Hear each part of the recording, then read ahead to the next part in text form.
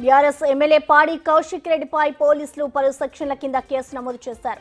పాడి కౌశిక్ పై additional SP Ravichandan police విధులకు ఆటంకం కలిగించారని ఫిర్యాదు చేశారు. అడిషనల్ ఎస్పీ ఫిర్యాదు మేరకు రాయదుర్గం పోలీసులు కేసు నమోదు చేశారు.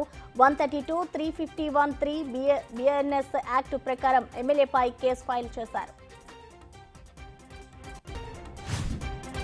పార్టీ ఫిరాయింపు వివాదంపై సీఎం రేవంత్ రెడ్డి కీలక వ్యాఖ్యలు చేశారు.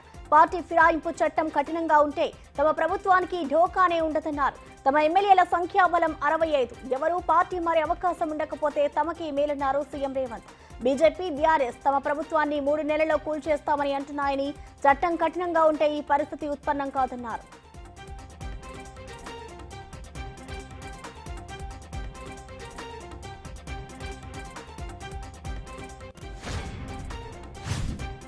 సీఎం చంద్రబాబుతో తెలంగాణ మంత్రి ఉత్తమ్ కుమార్ రెడ్డి మర్యాదపూర్వకంగా భేటయ్యారు.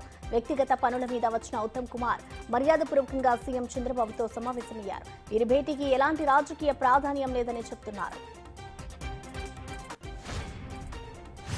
ఎస్సీ వర్గీకరణపై సుప్రీంకోర్టు ఇచ్చిన తీర్పును అమలు చేసేందుకు వీలుగా తెలంగాణ ప్రభుత్వం ప్రత్యేక కమిటీని ఏర్పాటు చేసింది. దీనికి చైర్మన్ గా మంత్రి ఉత్తమ్ కుమార్ రెడ్డి, కో చైర్మన్ గా మంత్రి దామోదర రాజ్ నరసింహ వ్యవహరించనున్నారు. సభ్యులుగా మంత్రులు శ్రీధర్ బాబు, పొన్నం ప్రభాకర్, సీతక్క, ఎంపీ మల్లు రవిని ప్రభుత్వం నియమించింది. నటి హేమ మరో వివాదానికి తెరలితీశారు. బెంగళూరు రేవ్ పార్టీ కేసుకు సంబంధించి కీలక వ్యాఖ్యలు చేశారు. ఆమె డ్రగ్స్ టెస్ట్ లో నెగిటివ్ వచ్చినట్టుగా తన లాయర్ గుడ్ న్యూస్ చెప్పారని ఓ వీడియో విడుదల చేశారు. కానీ ఆమెకు డ్రగ్ టెస్ట్ లో పాజిటివ్ వచ్చినట్టుగా బెంగళూరు పోలీసులు తెలిపారు. బీహార్ మాజీ సీఎం లాలూ ప్రసాద్ యాదవ్ అస్వస్థతకు గురయ్యారు. గుండె సంబంధిత సమస్యలతో ముంబైలోని ఓ ఆసుపత్రిలో చేరారు. ఆయనకు ఆరోగ్య పరీక్షలు నిర్వహించిన వైద్యులు హెల్త్ బులెటిన్ రిలీజ్ చేశారు. యాంజియోప్లాస్టీ చేయించుకోవాలని కార్డియాలజిస్టులు లాలూ కుటుంబ సభ్యులకు సూచించారు.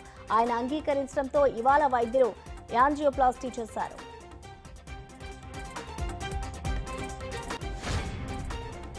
ఏపీలో ఇవాళ పలు ప్రాంతాల్లో వర్షాలు పడనున్నాయి. ఉత్తరాంధ్ర, చిత్తూరు జిల్లాలోని పలు ప్రాంతాల్లో తేలికపాటి నుంచి మోస్తారు వర్షాలు కురిసే అవకాశం ఉందని రాష్ట్ర విపత్తు నిర్వహణ సంస్థ తెలిపింది.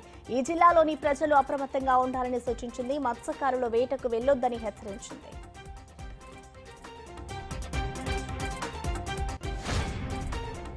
అదానీ గ్రూప్ పై హిడెన్బర్గ్ మరో బాంబు పేల్చారు. ఆ గ్రూప్ కి చెందిన 6 బ్యాంక్ ఖాతాల్లోని $310 మిలియన్ల నిధులను స్విస్ అధికారులు ఫ్రీజ్ చేస్తారని ఓ ట్వీట్ చేసింది. మనీ లాండరింగ్, సెక్యూరిటీల ఫోర్జరీ కారణాలతో 2021 నాటికే ఫ్రీజ్ అయిపోయాయని తెలిపింది.